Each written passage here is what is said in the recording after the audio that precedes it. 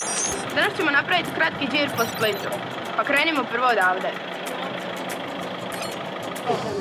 Evo nas kraj ekipa biskupa Grgura Ninskog. Trenutno se renovira, pa se može vidjeti samo njegov palac, što je i najbitnije.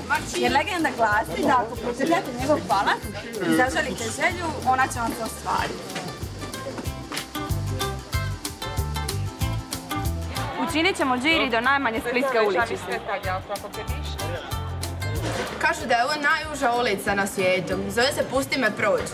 Ako je uopće možemo nazvati ulicom. A pusti me da prođem. Proći? Eto, kao što vidite. Od ove vrućine sam još žednila. Pa ajmo probati tu splitsku vodu. Mala napomena svima. Voda u Splitu je pitka. Evo, pogledaj. Živjeli.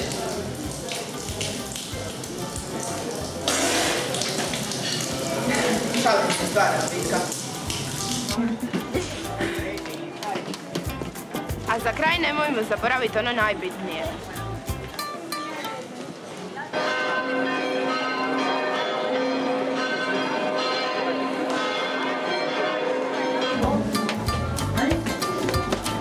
Ja stvarno ne znam kako su ovi Rimljani ovo izdržali. Stvarno je naporno ovo.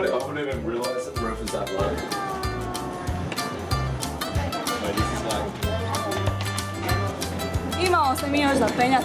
Bolje da krenem. Malo smo i zapeli vamo. Pogledajte ovo.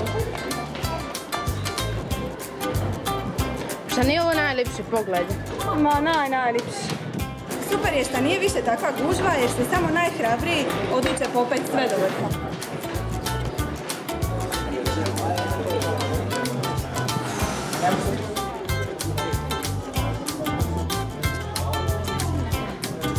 I kakav je osjećaj biti na vrhu? Neopisiv.